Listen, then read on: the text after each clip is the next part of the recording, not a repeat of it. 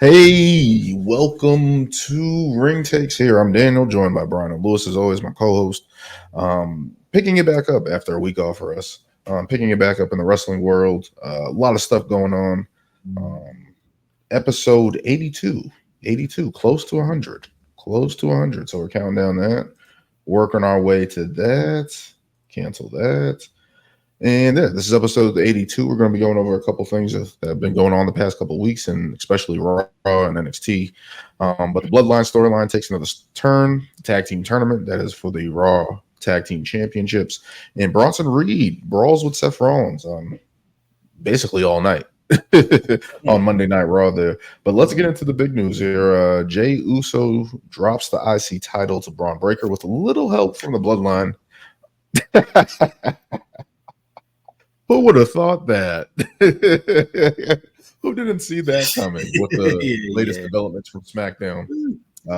With Roman Reigns and Jimmy Uso trying to extend the olive branch to Jey Uso, who came out and confronted the new Bloodline earlier in the night, but basically turned them down, basically told them not to break up the family, basically challenging Jacob Fatu, telling him, don't look at me that way, basically threatening Jacob Fatu, the silverback of the new Bloodline there on SmackDown. But on Monday Night Raw, had to defend against Bron Breakker.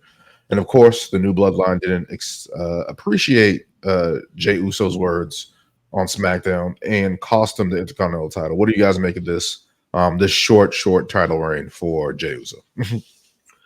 Well, I'm going to take the opposite approach that apparently other people on social media have taken. Man, I think this has been great storytelling.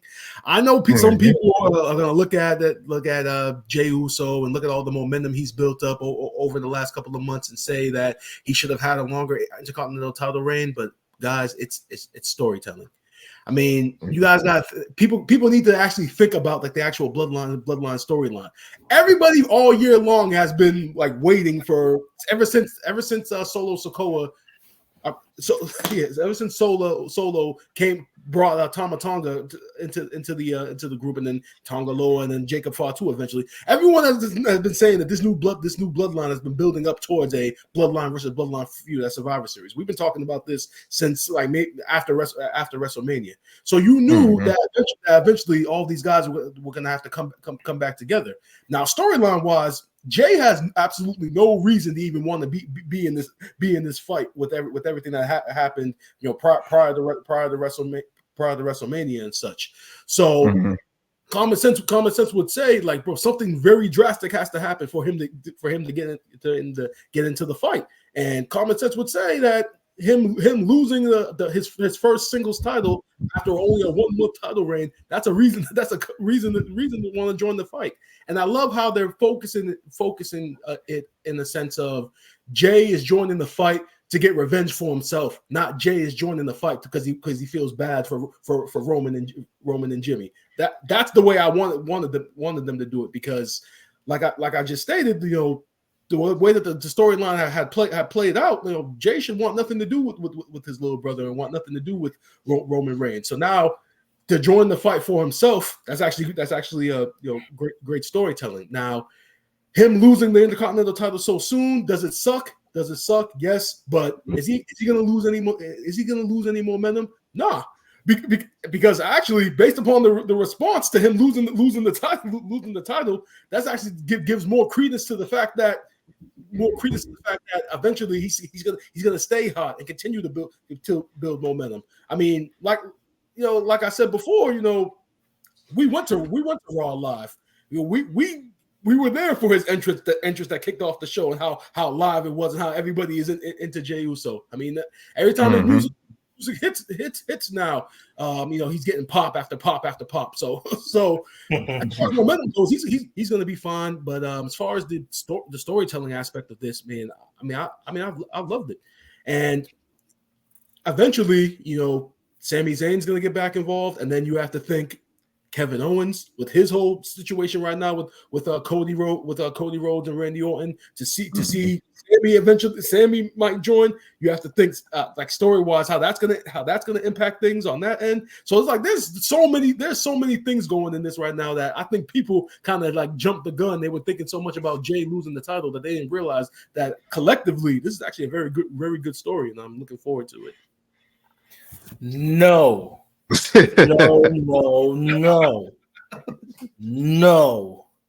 How dare you ruin Jay's title reign for the sake of storytelling? Yeah. I'm disgusted. I am infuriated. After you gave the title that nice little hint of blue, and you want to just strip this man of his first singles title, how dare you, Triple H? How dare you? Have you no shame, no decency? Oh, for the greater good, I don't care. You stole this man's title, and you give it back to Bron Breakker. Come on. Well, Bron Breakker should have never lost the title in the first place. Yeah, exactly. But I mean, everything Brian said is right. I mean, it sucks. I thought it was gonna end up in once he hit that like Samoan drop on the table. I thought it was gonna be automatic DQ, and I'm like, ref, how do you not see this? Nah, putting a person, putting a person through a table isn't DQ. It's like the table is not even a weapon anymore. It's just you're allowed to take people out, put a table now, whatever. Unless you like throw it at them, then sure, maybe that's it. But yeah, everything Brian said is true. I mean, this obviously gives Jey a reason to want to fight the Bloodline, to even be involved in it, because obviously after everything he went through and going off on his own, not ditching his family, but how hard it was for him to break away, when we didn't even know what the hell was going on, when he said he was leaving, and then ends up on Raw, but becomes his own star, his own man, and he gets all this hype around him. The fact that he, it was a shock that he actually won the title in the first place, but then it's a shock that he actually lost the title so damn quick after like 2 defenses, But obviously this is all a part of the story. I am curious how they're going to bring in Sammy into this, because I mean, now that Jay's probably going to be in it, that he's going to call on his brother. Yeah, he's going to call on his brother in arms. I feel like that's how it's going. It's weird that. Well, I mean, so is now the brand split just done? Because it's done. It's been done. Whatever the hell he want, or all Cody Rhodes does what he wants. Look what Solo did. Are you telling me everybody just has to buy a ticket to go to the other show, basically? That's the old cliche: buy a ticket to get in. So I think I figured out the logic with this right now. So the draft is only matters for the NXT superstars. So the draft is specifically for them. I mean, all the other guys, when they get call up, that's all we care about. It's the call up. That's all that matters.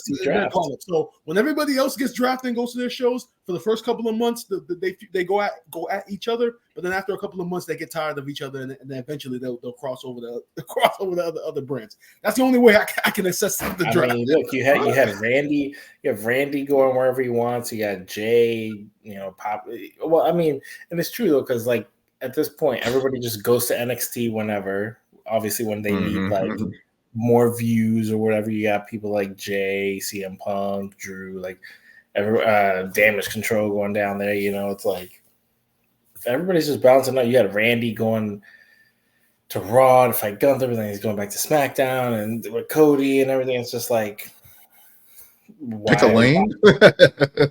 It's like they do the draft to see how long they can get away with it until it's like, all right, well, now we got to move people around.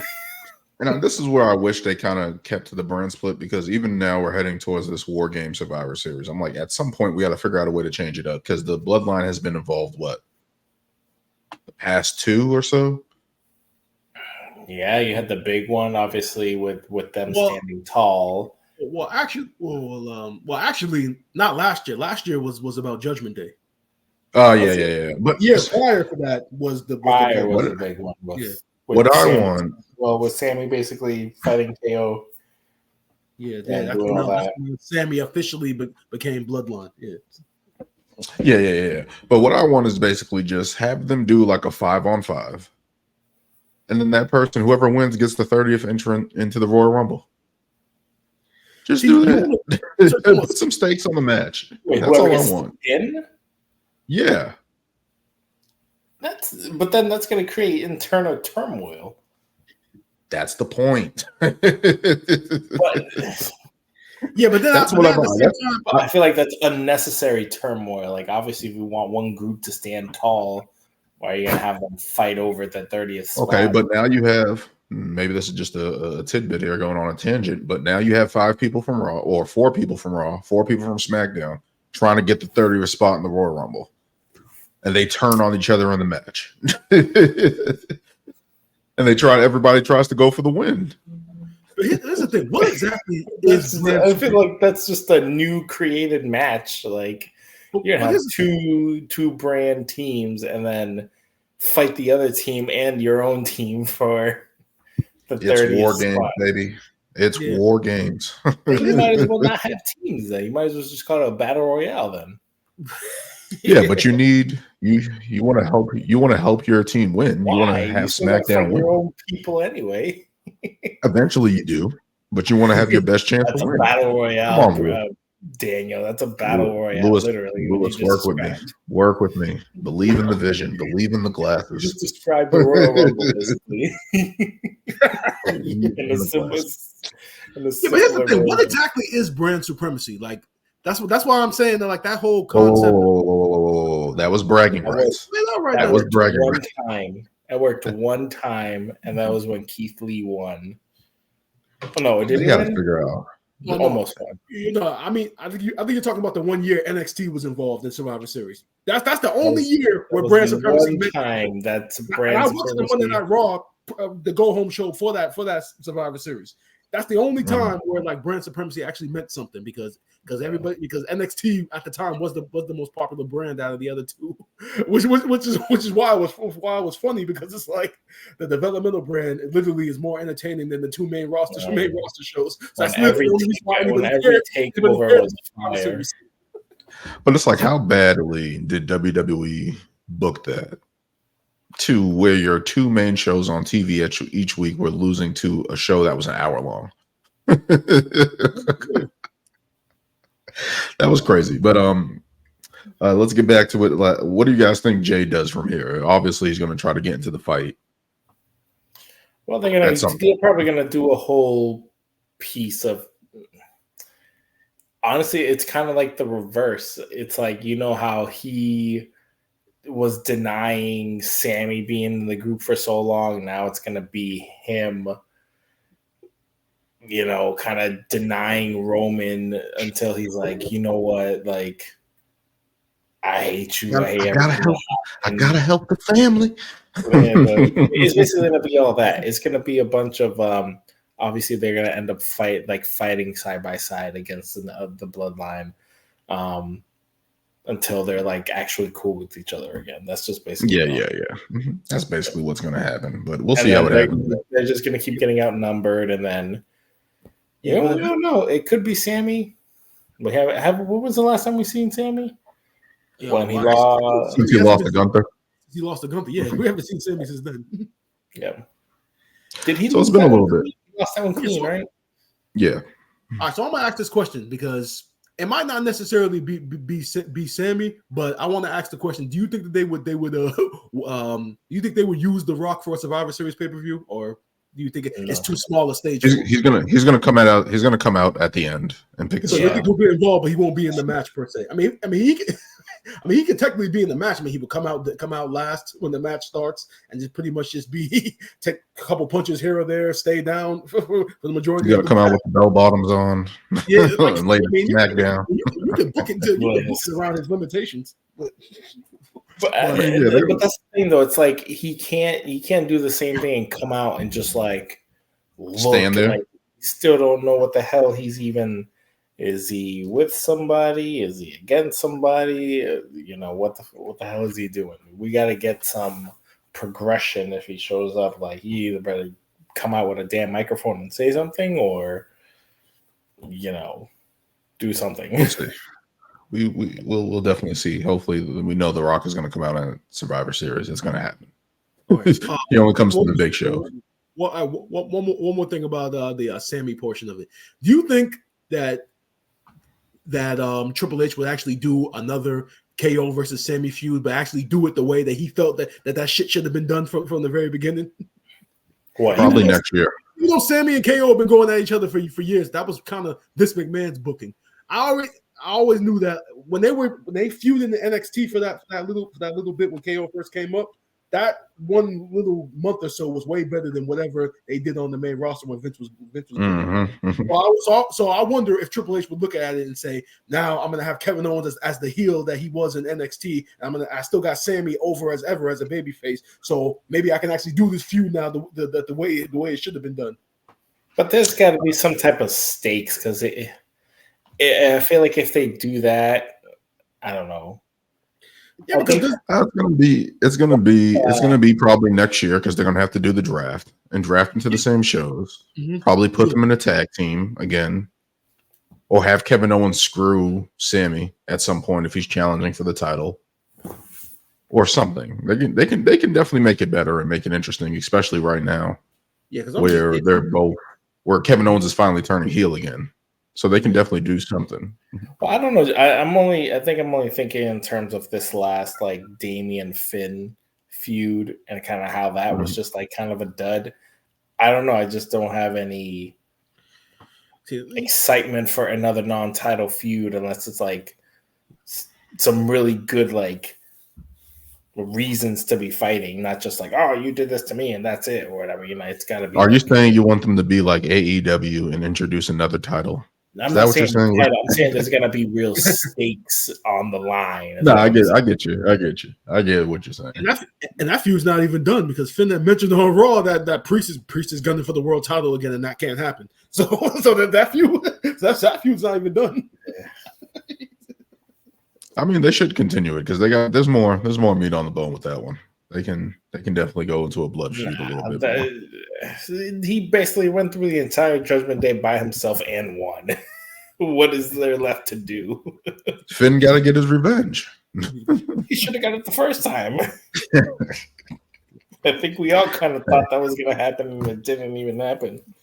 50-50 booking, Lewis. 50-50 booking. But we'll see what happens with Jey Uso and the Bloodline. Of course, the Bloodline attacked Roman and Jimmy again to end SmackDown. So we'll be getting more developments in that storyline. Let's continue on here with another big brawl. Bronson Reed and Seth Rollins brawl. Lewis's boy, Bronson Reed, brawling with Seth Rollins throughout the night and setting up a match at Crown Jewel, which I thought was awesome. But what do you guys think about the segment that these guys had in the ring and the brawl afterwards?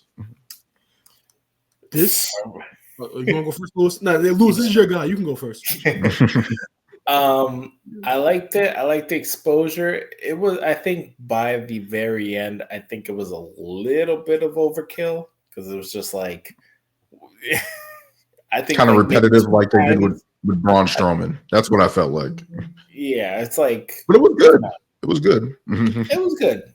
But like at the very end where they're again holding them back, which I thought was kind of funny. He's like, you idiots, like, I'm going to give you what the hell you want so you guys can stop. But it was just like, come on, how many times, realistically, was this going to keep happening? But I mean, I get it, Crown Jewel's around the corner. Obviously, you got to build hype. I'm glad that I'm curious to see where they're going to go with this, because I feel like this is kind of up in the air in terms of who. Obviously, I feel Bronson needs the win, because that'll establish him even more. Or unless somebody's going to come out and screw him, maybe like a CM Punk, but I doubt that. But how do we progress this feud? Is it going to be like a DQ finish or something, or is there going to be some type of interference? I don't know, but I also don't want Rollins just to come out, take him out, and then that's it. And it's like all that momentum you just built is just like halted. I don't think it would, but I'm curious to see how they're going to progress it. I think Bronson Reed will get the win here because Seth Rollins doesn't need a win. No, he doesn't. He doesn't. But he's also been on kind of like I need to not reinvent himself, but get back on track. Turn heel. Who is he turning heel against? It's time. But who's he turning heel against? Because Bronson Reed is a heel. Turn heel against Sammy or CM Punk when he comes back. Just attack CM Punk. That's the feud. It is, but Punk's it's like that's a Mania matchup, but you can build it. Punk's not coming back. You can build it. You can build it until Mania. No, yeah, for sure. Yeah. I mean, they stretched out Drew and CM Punk for 8 months. True. Also, wonder when Drew's coming back too, especially after that gash. Oh yeah, he's another guy. But as far as this goes, like Daniel said, Bronson Reed does need to come out on top. Seth doesn't need the win. But as far as Raw goes, them brawling backstage pretty much the entire show, it was very reminiscent of another time Seth Rollins was in a very similar situation with Dean Ambrose back in 2014 with I think they had a match scheduled at Battleground. This is right after the Shield broke up. It was right after the Shield broke up and him and Seth and Dean were feuding. And on the card, they had a match scheduled, but then Dean got kicked out of the building, and then literally for the entire show, it literally was them just brawling backstage. Yeah. and literally, it was probably one of the more entertaining things that happened on that show. So it was. I was just mad. I was just mad. Dean ended up losing in that series, but yeah, I remember that. But that's when they were really behind Seth Rollins. Like when the Shield broke up, I think initially people were thinking that well Roman's going to be their guy because he has the look, and if anything, Seth is probably going to be the one left in the background because Dean actually has a lot of character. And then when they went with Seth as the guy, it was like okay, now you're putting all your chips behind this guy, and it goes to show that all three members of the Shield ended up being at the top of the top. You see where all of them are right now, with Mox on top in AEW, Roman is Roman, and Seth is where he is now. Bronson Reed, he does need to come out on top here because it's just if you want to create the next big star, it's time. I mean, because realistically, if Seth goes over, then what? Because by that point, I honestly think that by Bronson Reed losing, it also kind of takes away everything that he did with Braun Strowman with that Monster against Monster stuff. So, I mean, Bronson needs to come out on top. You want to create the next. I don't even care if he cheats to win. He just needs to win. I don't care how he does it. He just needs to win the match at the end of the day because it's just like I know they're probably going to try to push Seth Rollins like he needs to be pushed in that manner, but it's like he doesn't need it. Bronson Reed is a building star. He can be somebody that can be a monster on the roster for a while. Like he's not going away. But it's like they got to be careful with this one because I don't want them to be all right. Seth's returning. He needs a win. He's been away. XYZ. Let's put him over. And it's like I don't need that. We need Bronson Reed to continue his monster ascent. And start just ripping through the roster again like he was. Just continue to do that because it was working. It's fun. It's enjoyable. Please keep that going, WWE. That match will happen at Crown Jewel. So that's another match that's added to that card there. 3 on the card so far. Only 3. But let's keep moving on here. Let's get into this tag team bracket. Not our GOAT tag team bracket. The tag team bracket for the Raw Tag Team Championships.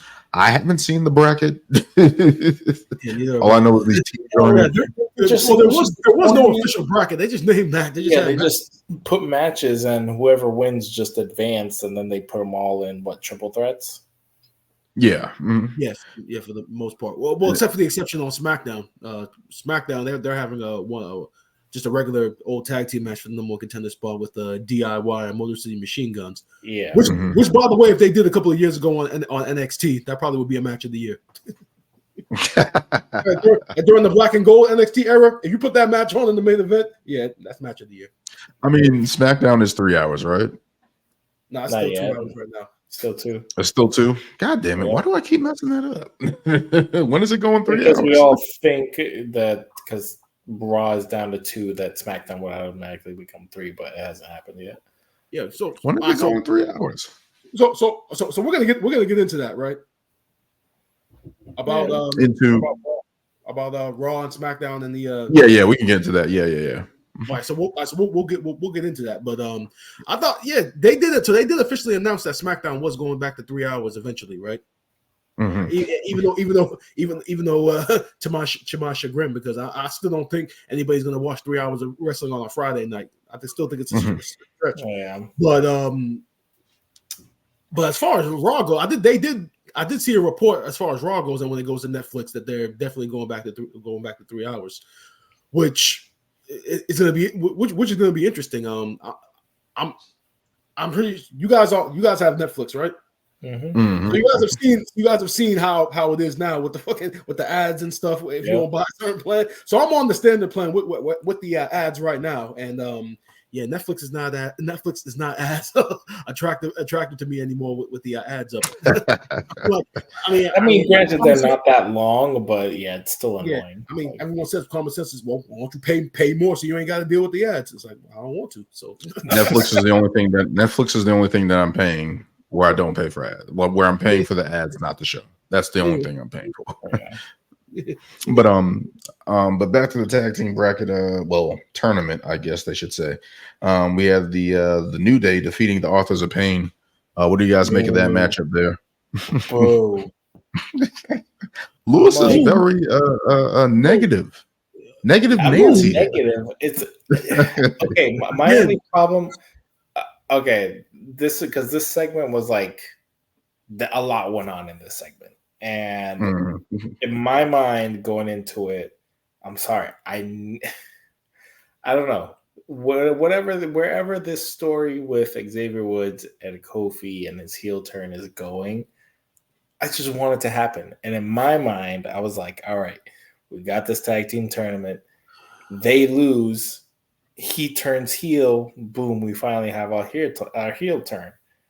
But that doesn't happen. And then we get the Y6 comes out. And then, and mind you, minus that, my mind is like, you'll get the heel turn, and then you'll finally push AOP. Like, they're this monster group that keeps losing, but then now you're integrating all this stuff with the Miz that I don't know where the hell that's going. Karrion Kross is like, there's so many parts of this group that I'm like, why are they not dominating or at least in a higher spot? Or as a faction, have them go after it. They're building it. They keep losing. Long-term booking. But they keep long-term booking. Because honestly, right now, they're sitting like Pure Fusion Collective. See, I wouldn't say it's that. See, it's bad, but it's not that bad. But they're constantly losing. And the thing is, I want them to succeed. So like this should be a group that should easily be battling like the Judgment Day or running rampant. Like the Aiko members are. You want to know what it is? You want to know what it is? I'm going to say it, and you're not going to like it. But the Wyatt Six, all this goody feel two stories that we wanted to have, is why they're not dominant. I don't blame that. No, because you can't blame that. You can't blame that on all their previous bookings. Yes, I can. Their previous booking? No, you can. Yes, I can. This is what they built this group. This is what they built this group to do, is to face the Wyatt Six. No, that is what this group was made for. No, because notice all the things. Notice all the things the Final Testament is doing, playing with people's minds, manipulating people. And what is the one thing the Wyatt Six has been about? Not doing that, being fair, being the hounds of justice, if you will, in the WWE, right? That's what they've been doing, and they've been telling this story, maybe not together, but in their own separate entities, and now they're bringing it together. Why are they targeting the Final Testament? Because they're manipulating people. That is why. like how they do. Like exactly. I don't agree. But that's the story. But my thing is like, it's just like people gotta wake up. Because I remember when AOP was freaking dominant in NXT, and I thought they were gonna have a longer run, and they were just like transitioning easy into the main roster. It was like a decade ago. Exactly. But obviously that didn't happen. And now that you actually have like people in it, like with the voice like Karrion Kross, who can speak, obviously cut promos and stuff, and it's just like. And the funny thing is, he does stuff on social media on his own page and creates his own like vignettes that are great. And I'm just like, put that on TV, put that into a story. Like they're just so preoccupied. I'm saying that they look strong enough that they should be in a higher spot than where they are now. But I guess that's why it's something for them to do. Which whatever, I guess we'll get some good brawls out of it, but. I just want this damn heel turn with Xavier Woods to happen sooner than later because I feel like it's starting to drag out at this point. Like, when the hell is it going to happen now? Lewis, you're impatient, sir. You have to be more patient. The New Day have been baby faces for in excess of a decade. A decade of the power of positivity. You don't just snap your finger and end something like that at the Brian. It's been like 2 months now. Yes, because think about it. Like I said, 10 years of being baby faces. So I honestly think it should take like maybe even 4 months for him to officially heal the heel because you have to build it up because they've been good for so long. They can't just immediately just decide to be bad. It has to progress. It has to build until eventually he snaps. And which we predicted is going to happen probably in a couple of weeks when they lose. So you think over a decade of positivity is going to be outwitted in 2 months? Yeah, that's exactly what I'm saying. I'm also going to attribute to how long has it been, and they've mentioned it. How long has it been since they've had any tag team gold? 3 years. It has been a while. Exactly. So I'm sorry if I'm getting a little impatient after 2 months and I did forget about this, that they want to basically save this for their anniversary of them becoming the New Day. Which now, that Brian said that makes sense, but it's just like, we talk about Triple H cooking. When you cook a steak, you want it medium rare. Hey, he's simmering right now. Done. He's simmering. He's letting it simmer. Well done. Plus, here's something else that people aren't even thinking about.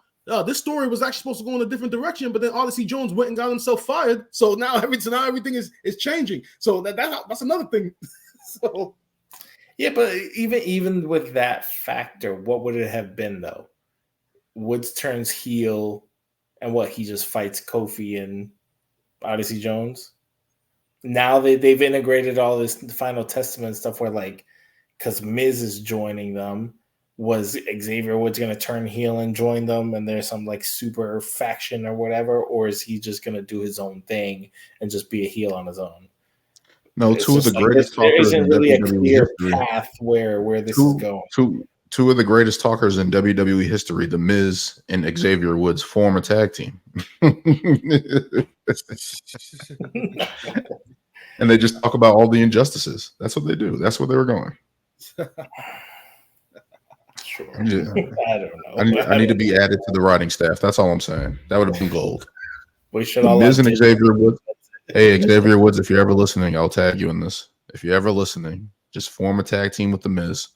And just imagine the comedy. He's actually taken The Miz's actual titles that he's put on the line on video games. Yeah, on up, down. I think he actually took Maurice's Divas title and his Divas title. And not his IC title, maybe. I forget which title he took. He took one of his titles. It might have been an IC title. I forget, but he's I got to get them back. And he's been trying to win them back ever since, and it's he hasn't been able to win them back. But yeah, just have those guys be a tag team. and they can heal it up and be a comedy heel team. But that's what you want to build for all this for, Daniel, a comedy heel group. I mean, have the Miz be Xavier Woods' manager. You do it that way too. No, I need to see some true progression. All right, enough of you negative Nancy's. Let's move on to the LWO. Let's move on to the LWO defeating American Made. What do you guys think about that matchup? And LWO getting the win over the Creed brothers. Boo! No.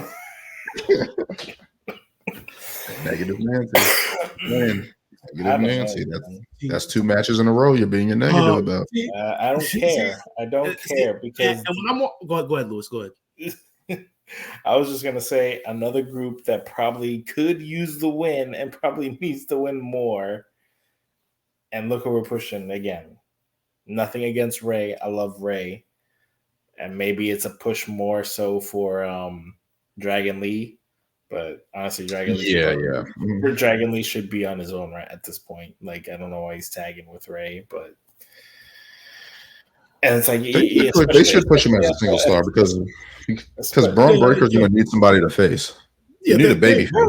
They were at one point. I don't know. I mean, at one point they were pushing him as a single star on when he was on SmackDown and when he first came in, So I mean, I guess putting him in the LWO, putting him next to Rey Mysterio, so I guess to try to get some of that rub, I guess. But I'm sorry.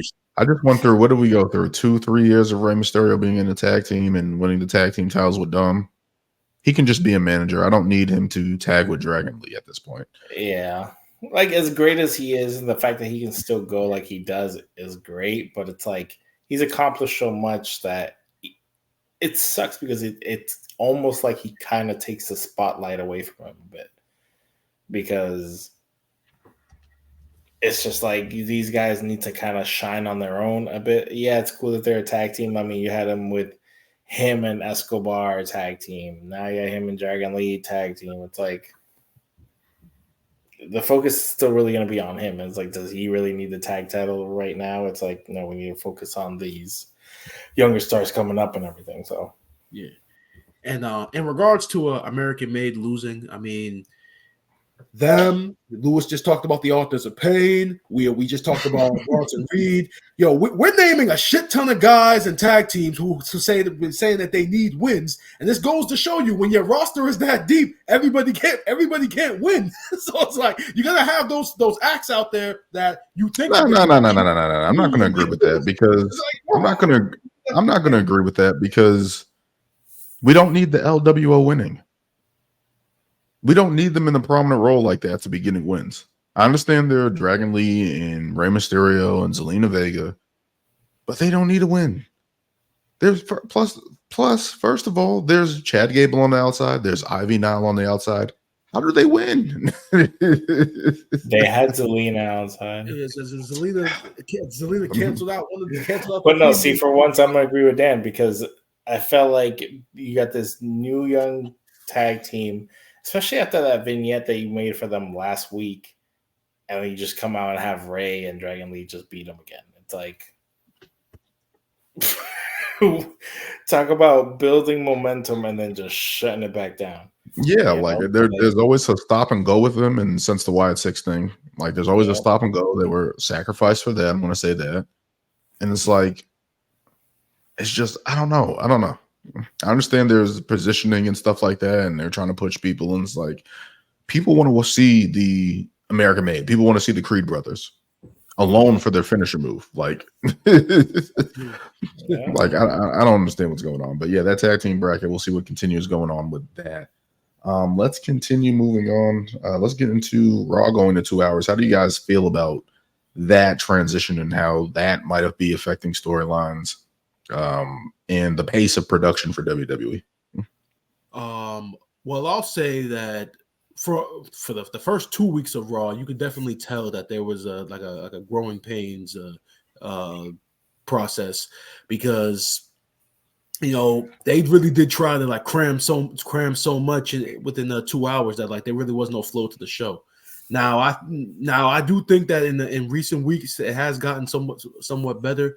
I mean, 2 hours is naturally better to watch than 3 hours anyway, so it has made the show a little bit easier to consume. I have heard some people saying that like this is bullshit. They need to go back to the 3 hours.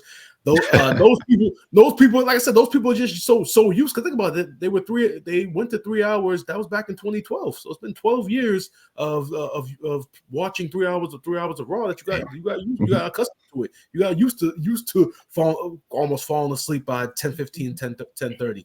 So now, I think the biggest. Yeah, go ahead, Bron. Sorry. I'm just saying now going back, like the show is better to watch. The only real thing that sucks about it is that like really the only exposure that you're getting is just from your best stories, and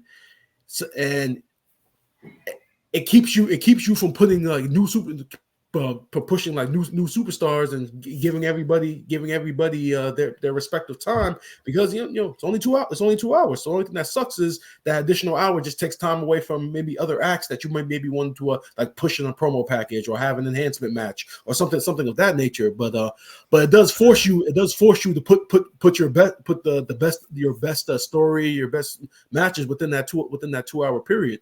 So it's gotten better. It was rough at first.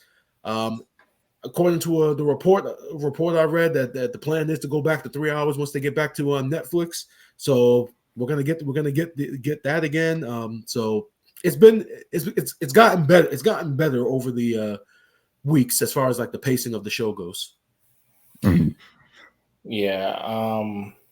I don't know. Yeah, I think what Brian says right is like the pacing is a little bit better, but you definitely, at least for me, yes, it is probably an easier watch, but it still feels like either like some story, like some people are being left out or things are being rushed, where it's just yeah, that is. I mean, I didn't even think about that. They're being on TV more like Flash Legend and Jakara Jackson and Damage Control. They've been on TV more. They're bringing up the Bianca and Jade a little bit more, but it's just like the 3 hours would have gave them a little bit more time to expand on those storylines, right? And a little bit more featured. Maybe even some of the stuff that we're complaining about, maybe there would have been a little bit more time. But now, because it's 2 hours, even though it's an easier watch, we can go to bed on time. That's the main thing. But just in general, it looks like it is putting a bind on it. But maybe, hopefully, on for a little bit. Maybe they can, again, we haven't seen Gunther on TV every week in, week out, which is probably a good thing for the world titles. And the big people, and then some people can take time off or whatever the case may be. But it's like, some of these storylines do need to develop. And that's the only thing I see, is that the time constraint does hurt that a little bit, but it is easier to watch. You don't have to wait 3 hours for Raw anymore. You don't have to do that. That's a definite bonus for the people who are watching at home and stuff like that. But I can see where it can be a bond on both sides, but I can see also on the side where it's beneficial, where people are getting time off, people are getting breaks. So that's good. So we're going to get better production, hopefully at the PLEs and stuff like that. But we'll see what happens with that. Yeah. Let's continue moving on to some other news that broke people's hearts this weekend, if we want to keep being negative.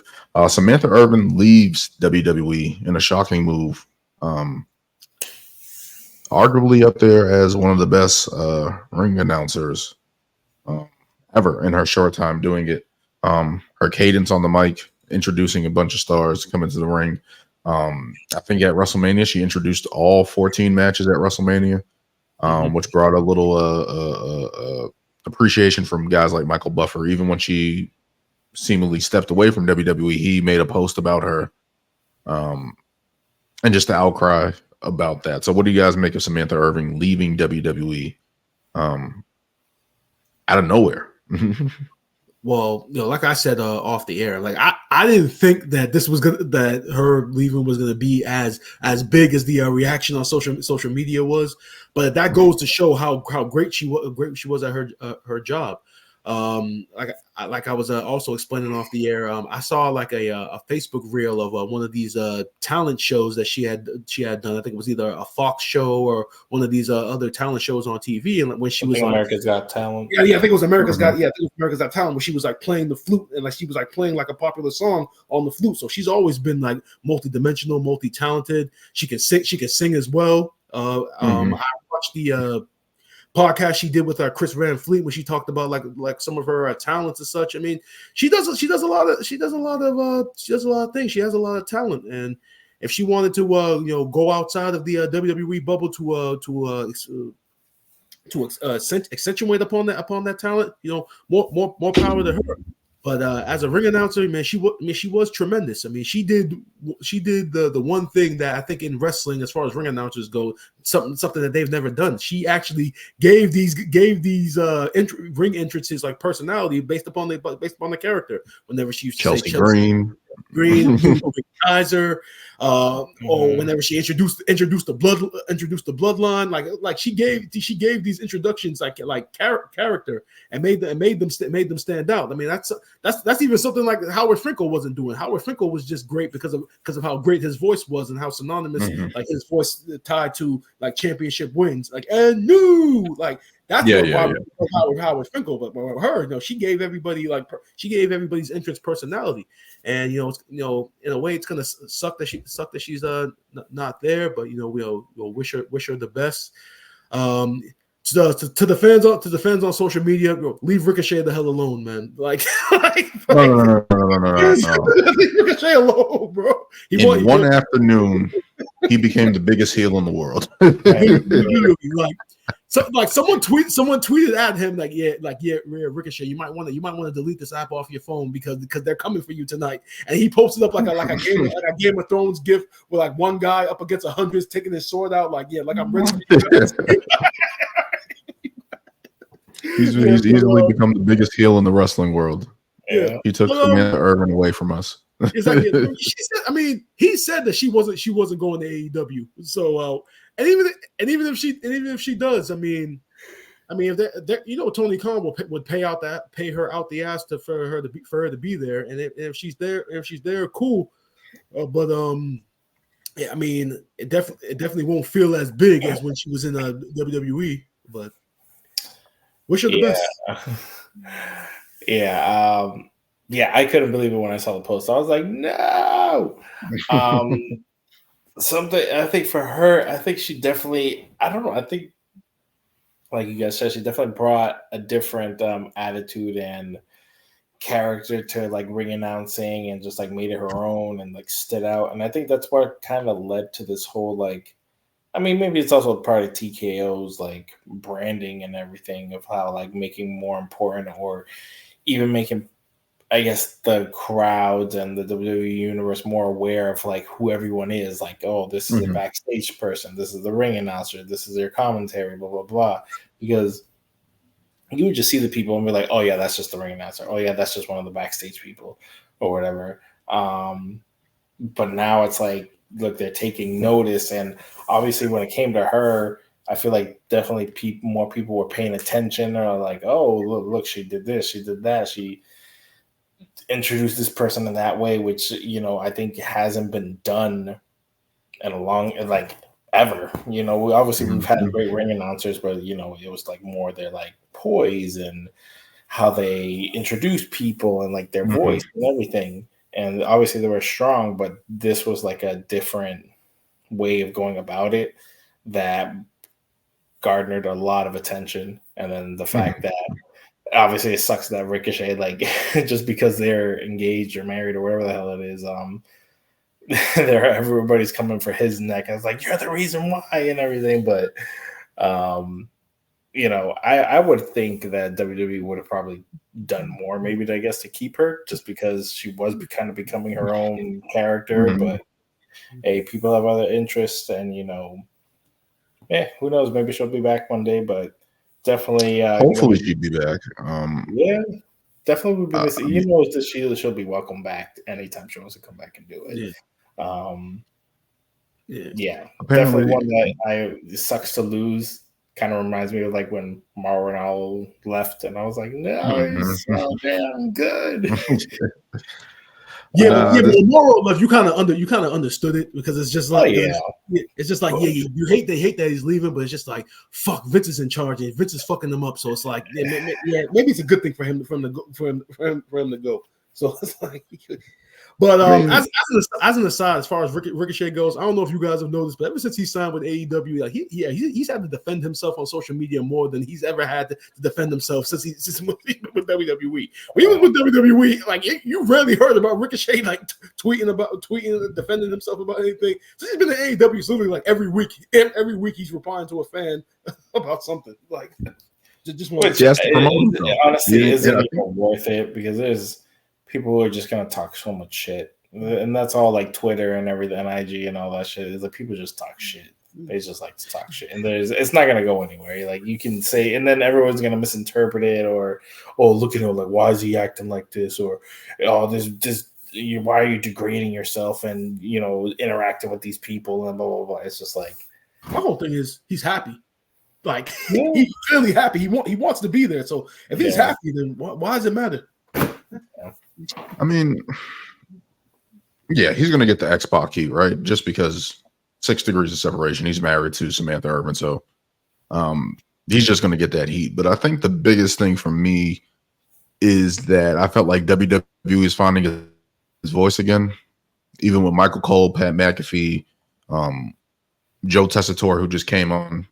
And Samantha Irvin was kind of a part of that, right? Of WWE finding its new voice, right? From the JR, Jared the King, Howard Finkel days. Like that's kind of the trio that I think about with ring announcers and the voice of WWE and stuff like that. And I felt like WWE for a long time, because of the Vince regime and how everything was going, it kind of lost its voice and it was kind of always rotating and they were always kind of just mismatching people and moving things just to do it with no sense of order. And I feel like at a certain point in time right now, it felt like they were gaining their voice. So you had Michael Cole, you just added Joe Tessitore, you had Wade Barrett. You're getting these people integrated into WWE, especially with the voice. I think that's the issue with the NBA right now, NFL even, is that all these companies are trying to figure out the voice of their product, right? And Samantha Irvin, whenever you turn on the PLE, whenever you turn on Raw, she was the voice. Like when the matches were announced, the cadences that she had, and then you went to Michael Cole, Wade Barrett, and now Joe Tessitore, whatever the case may be. I felt like this is a great era in wrestling where everything's getting good, but now the voices are coming back into it, which add to the storylines, which adds to the developments, and even the ring announcing and how she had emotion in her announcements and was shocked when things happened and stuff like that. So to see that part go away kind of stinks. So that's the main thing that I thought that sucked, because I felt like, especially with WWE trying to find its voice, she was one of those people that did that. So sucks to see her go.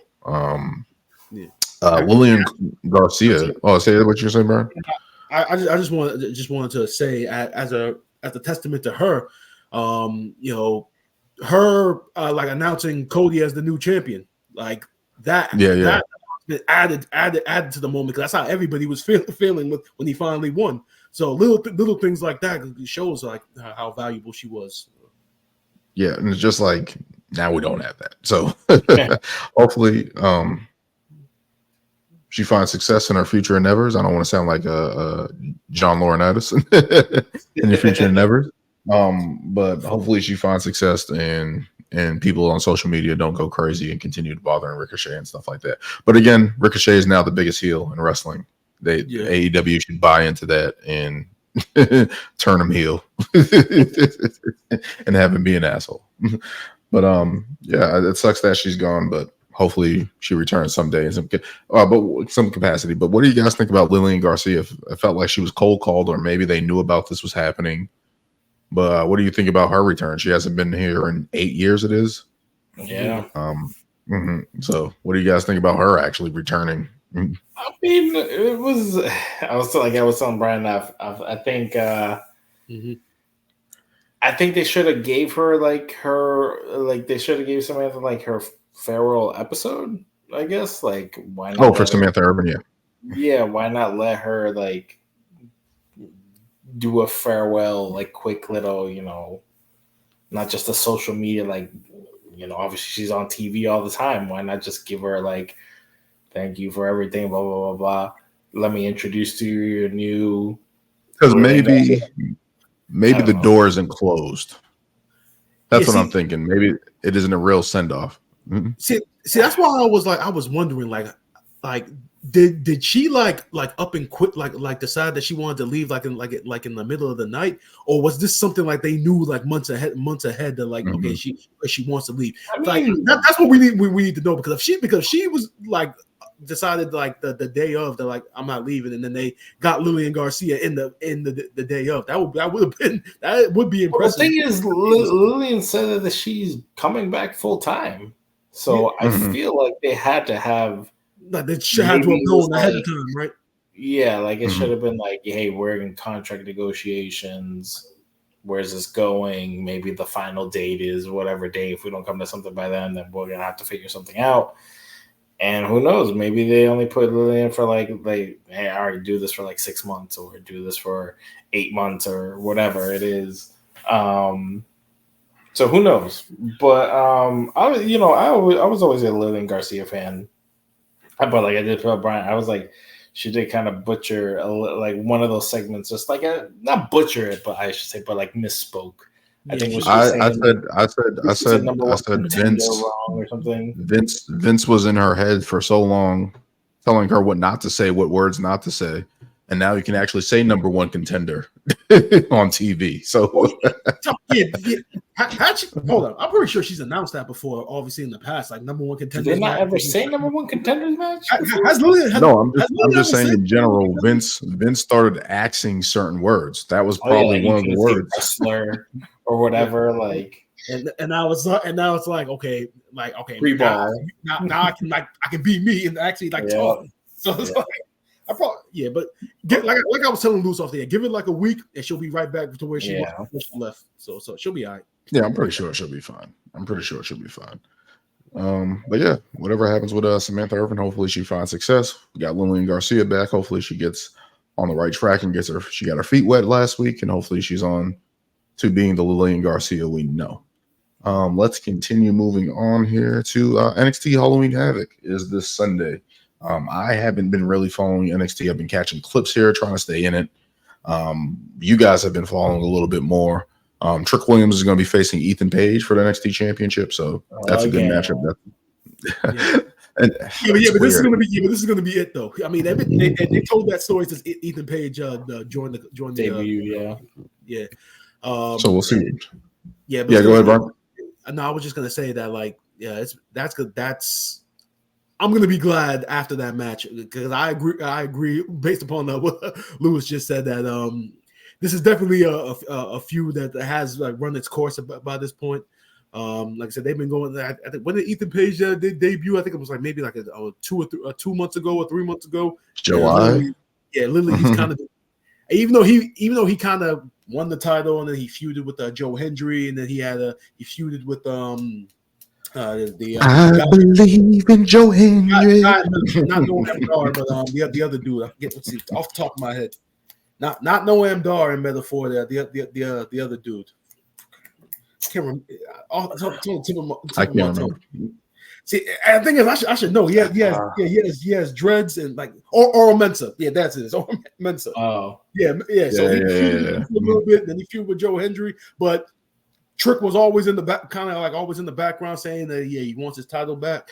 So it's definitely gonna be a very good match. I mean, I think majority of these matches are all going to be gimmick matches anyway, because it's Halloween Havoc. So yeah, that's a Devil's Playground match, whatever that means. I'm pretty sure it just means hardcore match.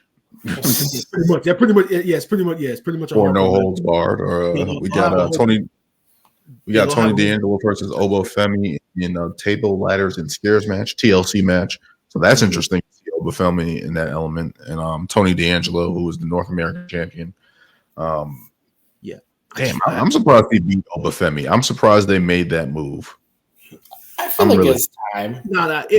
Daniel, it was time, because the day of the title match, him going for the championship. Come on, like him versus Trick. There's that, and also the day of that title defense, it was announced that Obafemi had officially become the longest reigning North American champion. So after that, there really was nothing left to do with the title. So it's like move him up now. So yeah, exactly. That makes sense. He needs to go into that main event spot. Like it's that time. Yeah, it's time. We have Rock. I don't think Tony D'Angelo specifically should have been the guy though. That's my thing. Because Tony D was over because it's already been like kind of established because he came in during the NXT 2.0 days. He was actually one of the positives that came from that era.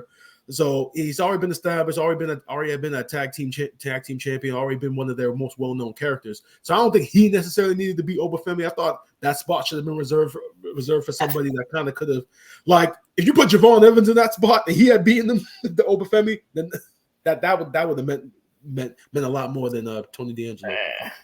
I don't know. I didn't like Tony D'Angelo when I first saw him on NXT 2.0. And I was like, oh, God, we're going back to these cringy, like, characters or whatever. I did not like what I saw the first time. I was like, they're really making, like, an over caricature Italian. Like, it just reminded me of, like, or whatever from back in the day. Like, that type of look. But the more I've seen him in NXT, I was like, I know he'd only been tag team champion. So I feel like, yeah, and he's been there a while, too. But I feel like his character has developed more into like a realistic character, I guess. And I kind of felt like he deserved the title. So that's why, and he's not a small dude either. He actually he was going toe to toe with Obafemi, and I compared to a lot of the other roster, it's like, well, Wesley. Who else are you really gonna have Wesley beat Obafemi? Like, come on now. So I don't know. I feel like it was kind of the right call, just because I felt like he deserved a singles title. Obviously, if he's ever gonna get the NXT title, but might as well let him get the North American title. So yeah, he's one of those NXT staples. I don't personally care for his character, but it's been there so long; it's a part of NXT. So seeing the development of him and what he's been going through to win the title, and now he's facing Obafemi in a TLC match, essentially. We'll see what happens. We'll see if he can continue to build on that reign. We got Roxanne Perez and the returning Cordray versus Julia and Stephanie Vacker. What do you guys think about that? The international feel of NXT now with these two women coming in, taking on basically the staples of NXT women's division for a while. Roxanne Perez and Cordray. Yeah, they're pretty much building that up to be a dream tag team match. So far from what we've gotten from both Julia and Stephanie Vacker, they've definitely you can see their aura. I know some of those fans obviously didn't keep up with their work unless you're like a diehard, but they're slowly but surely winning the fans over. So definitely two of their two steals of the year as far as the women's division goes. It goes to show that you got these two, you got those two, you got Roxanne as your champion, you got all the people, all the athletes that they signed that they're training, more superstars that they're bringing in from the independents. What's her name? Zaria Delta, who just debuted at the end of the show, who's very well known for her work in Australia. So yeah, their women's division pretty much is the strongest point of NXT right now. So yeah. Hold on, Fatal Influence. I was reading them. But yeah, seeing that team, especially with Julia and Stephanie debuting not too far from each other, right? A couple weeks from each other, to pull those two in like that, to bring the international feel and star power to it. NXT's cooking, man. They're doing some things down there. Let's continue moving on. We got Rich Harlan versus Andre Chase in the ambulance match, of course. Those guys won the tag team titles and then lost the tag team titles, where Rich Harlan turned on Andre Chase and Chase U after they gave him a home and found shelter for him, kind of rehabilitated him, and now he's kicking their ass. What are you guys making that match? Yeah, see, here's the thing. Everyone, including yourself, Daniel, is kind of like shitted on this feud, or maybe shitted on on the. Oh no! I just don't care for Andre Chase. I like the feud. I understand the feud. My bad. Andre Chase is just not my favorite. Misspoke. I mean, not a fan of Andre Chase, but the feud in of itself has made complete sense. You know, Rich Holland, injuring Big E, then coming down to NXT, down on his luck. Chase U brings him up. They win the tag team titles. They lose their first defense, so he goes back to being the vicious Rich Holland. So story wise, it's made complete sense. It's just that, like Daniel said, not a lot of people like understand the whole Andre Chase gimmick. But I mean, pretty much he's the dean of his own. He's the dean of his own university, and because of it, Duke Hudson, he's a bigger star than he was beforehand when they had him doing that weird poker gimmick. Thea Hale. Without Chase U, I don't even know how you can even book Thea Hale or what kind of gimmick you can give Thea Hale, because she fits Chase U to a T. That overly hyped girl being in that group. So the whole school gimmick has taken two stars that two people that if they're by themselves they're probably not featured on TV as much. So. Mm-hmm. The gimmick has helped people. It may not have helped people understand Andre Chase, but the other people who are a part of it has helped them. You want to know what Andre Chase needs to start doing? Calling himself the real learning tree. That's what he needs to do. It's funny you say that. I think I saw something on AEW tonight where they did like a promo before Chris Jericho and Mark Briscoe have a match where they showed like a book opening up, like a college book opening up, and it says like the Learning Tree University, and people immediately were saying, they're biting off of Chase U. Jesus. I'm just saying. I know things beforehand. I'm just saying. Either way, that Chase U gimmick is not going to transition well to the main roster. So I don't think that's a main roster gimmick. I think they're going to be in NXT.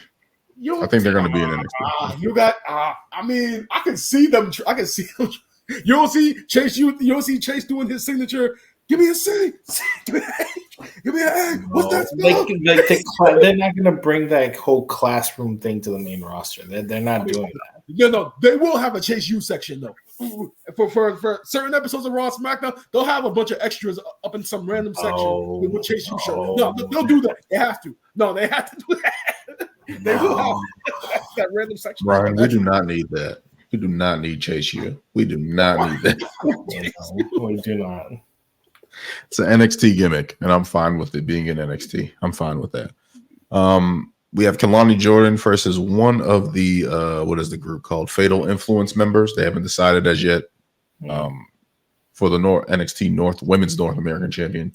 She's been doing great. I really like her work, what she's been doing down there, and especially how less than a year ago that she joined, and how impressive she is in the ring and gets it in this Fatal Influences coming in together, basically ushering the new women's champ. And I like the NXT that they have the mid-card title like that for NXT. I thought it was a good addition, getting some women some shine on the card and stuff like that. So I'm definitely looking forward to that. Definitely going to be looking forward to that. That's on Sunday, Halloween Havoc NXT. Let me set this up here. Yep. NXT. But next week, we will be talking about our GOAT tag team bracket. We kind of stepped away from that for a little bit, but we actually have the bracket actually made. Of course, we had the Hart Foundation defeating Harlem Heat. Kind of went into our thinking of the GOAT bracket, kind of just organizing people by title reigns. And we got some tough matchups to discuss next week. Got the Dudley Boys versus the Hart Foundation in the first round. We got the New Day versus Edge and Christian. We got the Usos versus the Rollins. Looking at that. That's probably the toughest one for me. We got the Usos versus the Road Warriors. So that one is tough for me. That's going to be a tough one. We got the Hardys versus the New Age Outlaws. I put up some polls on Facebook. We'll be putting that up on Twitter, TikTok, other social media sites, and really putting that out there to get some more fan feedback. And hopefully we can get some of the guys on next week and really dive into this, because this is going to be tough,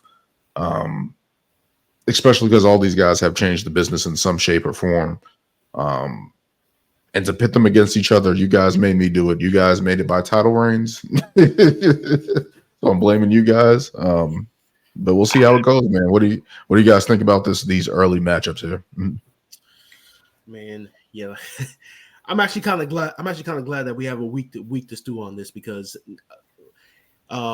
there's a lot of research that needs to be done. I mean, we need to look up accomplishments. You need to look up impact. You need to look up the gimmicks. Like there's so much that you can look into, and it's like, when I look at all these matchups, it's like I don't even think you can make a wrong pick about any of these teams, because it's just like all eight of them have their rightful place as amongst some of the greatest tag teams of all time. But like I said, that Usos and Road Warriors matchup is going to be very tough, because you're literally looking at today compared to the past, as far as like tag team wrestling goes. So that's what I had to when I was putting these the bracket together. I'm like, oh man, I really have to dig deep and look into the Road Warriors, because I've seen what they've done in WCW and stuff like that. But there's a whole period of time in NWA that only some people have seen. I've seen some of it, like the battles with Nikita Koloff and stuff like that, and just the battle, like. They've been through a lot. And one of the elder statesmen, I feel like it was only right to have them in. You got the New Age Outlaws, who are probably one of the most popular tag teams in wrestling. The Hardy Boys, the Dudley Boys, Edge and Christian are all tied together with the TLC. The Hard Foundation was a staple in WWF in the late 90s, in the late 80s. Looking at that tag team, you got the New Day, who have basically, and the Usos, who have transformed today's tag team wrestling. So it's like, all these teams have laid their foundation on the business, put their mark on the business, and now we got to make choices here.